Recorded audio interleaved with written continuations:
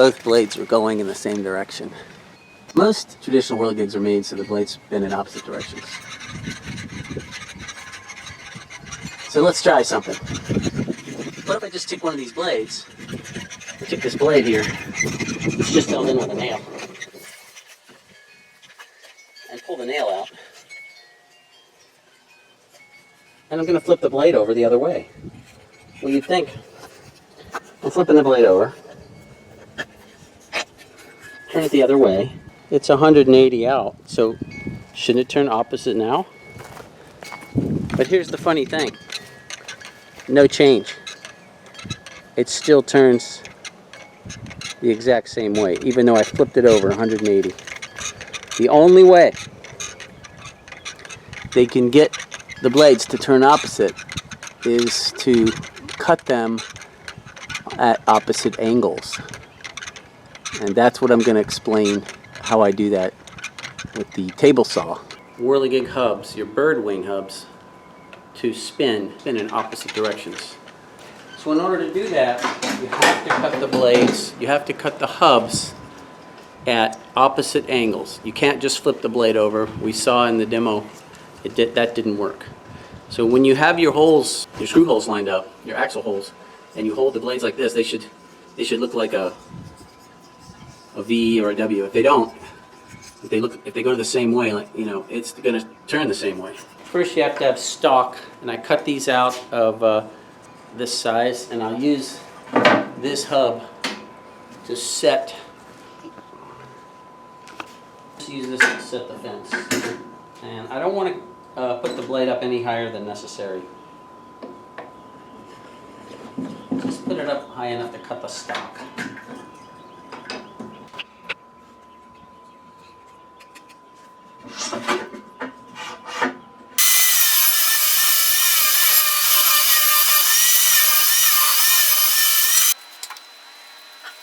I made a little jig that I can just pop these in, pop the blanks in with no hole, and they hit up against this board. Pop these in. This hole is dead center. So I'm going to use this. They have to be exactly this length. So it's important that your hole is in the center, or your blades won't balance. They'll never balance, and they won't spin in light winds. So that's why I made this jig, to make sure that every hub I make has a hole dead center. I don't have to measure every single one. I mean, you could do that if you're only making one whirligig. You can measure and make a line and hit that. Hopefully, you'll hit that line with your drill right on center. So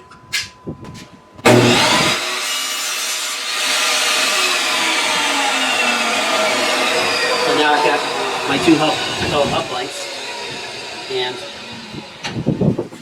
I'll go and pop these in here, drill them with the drill press, and the holes will be centered. Okay, I've got a 1/4 inch drill bit in the drill press here, and I just take the blanks that we just did on the table saw, pop it in there like that.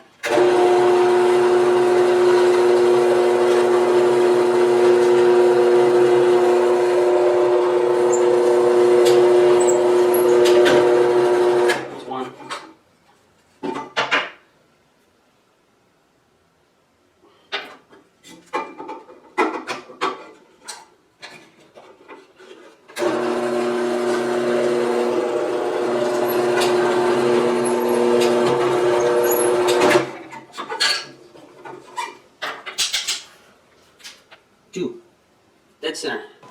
I have a miter gauge extension. Just a piece of 2x4 that I cut down.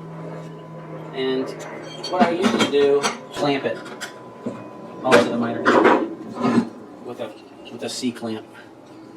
Now this can get a little tricky because the C-clamp, when you're trying to go across the saw, the handle of the C-clamp here can catch and stop you unexpectedly. So you got to make sure that's horizontal so you can slide across the blade with your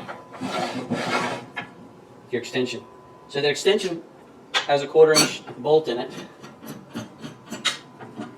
And I just slide the bolt through the hub. I want to make sure that hub link is square. And I take a nut. Now you can just tighten that nut on there, tighten each one and run it through, but I found a way here. There's a trick. You want to do a lot of them. I use this wedge. It's cut like a wedge. And I just take my push stick, give that a couple knocks on there with this lined up.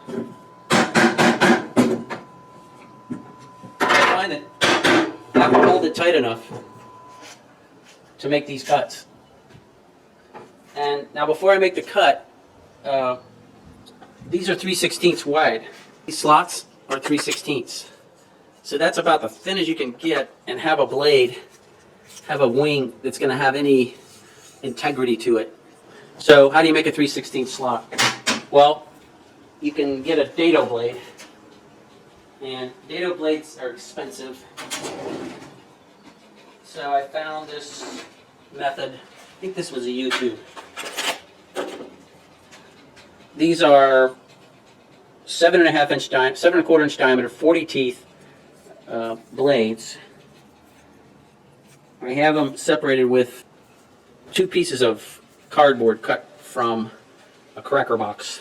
You could use a bicycle tire in between these. This is the way I do it. I mean, I've not had any problems with it. And I just put this, of course this is a 10-inch table saw. It will take a 7.25 inch blade. You don't have to buy a 7.25 inch table saw. And 2 of these blades will give you approximately 3/16 slot. So this is a wobble Dado blade. And it has an offset hub that wobbles to make your Dado cut. You can call it a channel, a Dado. These are made in New Zealand. You can find them on eBay for 20 bucks. They're all over the internet, anywhere from, I've seen them for $59. Don't pay $59 for this. They do work. And I made a lot of Whirligig hubs with this wobble type of a Dado blade. You see how it's gonna go across there? It's gonna cut on the bottom. I have this on 35 degrees. Now another way to do this is you can clamp it this way in a pinch. I mean or I have these screws here. This is probably the best way with screws. The C-clamp gives you a handle. It's really nice.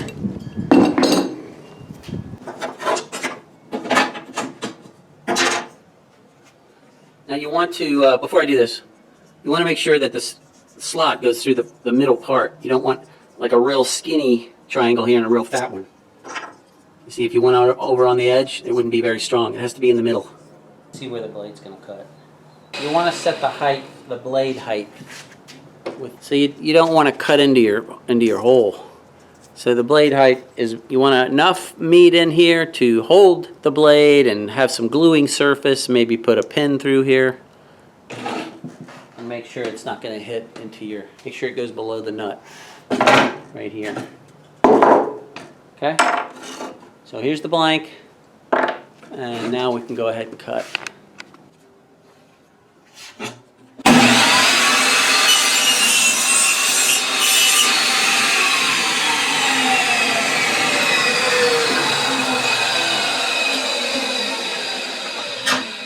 Take this whole mess off and show you what it looks like. See the cut there? That's pretty good. Now all I have to do is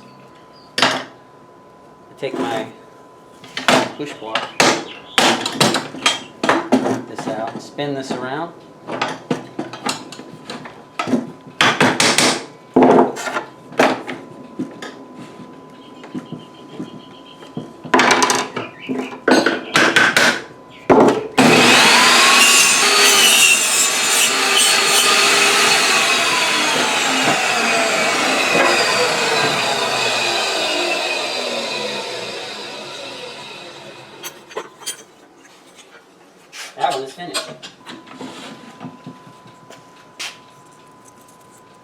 Now if I just took this other block and did it on the same side of the blade, these would turn in the same direction. Key point of this whole video, you gotta take it out. It's a pain. I'm taking the miter gauge to the other side, turning it to the other 35. Now you have to move all this stuff over. This has to go to the other side. You have to re-center everything. You have to find the new center. Now you can put this back in the same place. Here's the new blank, the opposite blank. Change the miter gauge to the other side of the blade. Now I'm just going to do the same thing. Again, you don't have to have this fancy wedge setup that I have. I just do this because it's quicker. You can just tighten the nut. This nut right here, just tighten it with a wrench. This way's quick. For making it out. Now, you can see I've completely missed the blade here, so I've got to readjust. All right, that's pretty good. I'm going to use the good. I think this is safer with the big C clamp because it gives you something to hold on to. Holds it tight. This thing, these spring clamps can come loose. That's ready to cut.